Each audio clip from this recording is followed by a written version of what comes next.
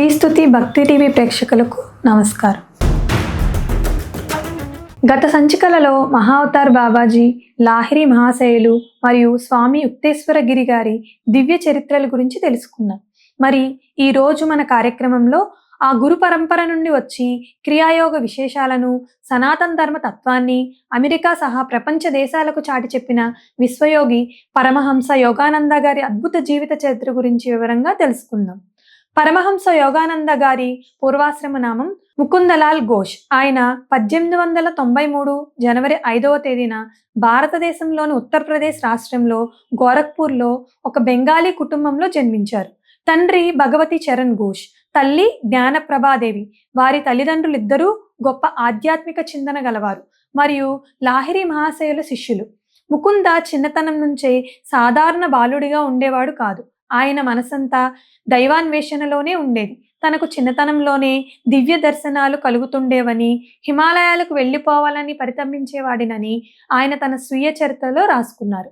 ఆయనకు ఎంతో మంది సాధువులతో పరిచయం ఏర్పడింది. ముకుంద తన గురువు కోసం అన్వేషిస్తున్న తరుణంలో 1910లో వారణాసిలో మహాజ్ఞాని స్వామి యుక్తేశ్వరగిరి గారిని మొదటిసారిగా కలుసుకున్నారు. మొదటి చూపులోని స్వామీజీని గుర్తించిన ముకుంద ఆయన వద్ద క్రియాయోగ దీక్షను స్వీకరించారు. తరువాత కలకత్తాలోని స్కాటిష్ చర్చి కాలేజీలో డిగ్రీ పూర్తి చేసిన ముకుంద తన జీవితాన్ని పూర్తిగా దైవానికి, గురువుకు అంకితం చేశారు.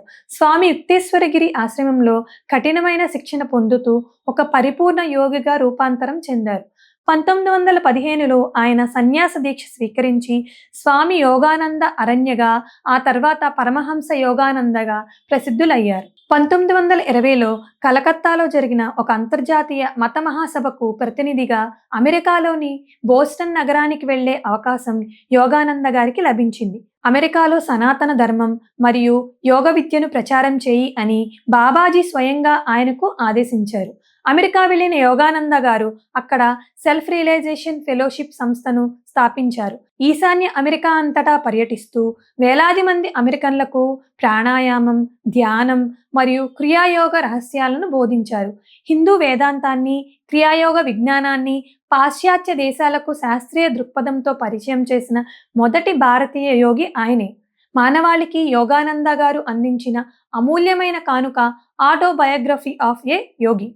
1946లో ప్రచురితమైన ఈ పుస్తకం ప్రపంచవ్యాప్తంగా సంచలనం సృష్టించింది. ఈ ఒక్క పుస్తకం ద్వారా కోట్లాది మంది విదేశీయులు భారతీయ ఆధ్యాత్మికత వైపు, క్రియాయోగా వైపు ఆకర్షితులయ్యారు. యాపిల్ సంస్థ అధినేత స్టీవ్ జాబ్స్ తన జీవితాన్ని మార్చేసిన పుస్తకంగా దీనిని పేర్కొనడం జరిగింది. ఈ గ్రంథం ద్వారానే మహావతార్ బాబాజీ మహిమలు ప్రపంచానికి పూర్తిగా వెలుగులోకి వచ్చాయి.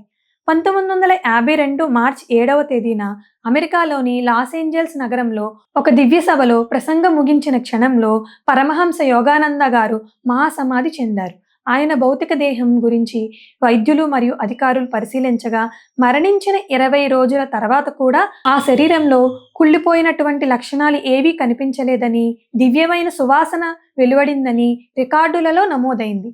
తూర్పు పడమరల మధ్య ఆధ్యాత్మిక వారధిగా నిలిచి లోకానికి యోగా మార్గాన్ని చూపిన పరమహంస యోగానంద గారి దివ్య చరణాలను స్మరిస్తూ మరో విశేషంతో మళ్ళీ కలుద్దాం. స్వస్తి. ఈ వీడియో మీకు నచ్చినట్లయితే లైక్ చేయండి, షేర్ చేయండి, కామెంట్ రూపంలో మీ అభిప్రాయాలు తెలియజేయండి. ఇలాంటి మరిన్ని వీడియోల కోసం శ్రీస్తుతి టీవీని సబ్స్క్రైబ్ చేయండి, పక్కనున్న గంటను కొట్టండి.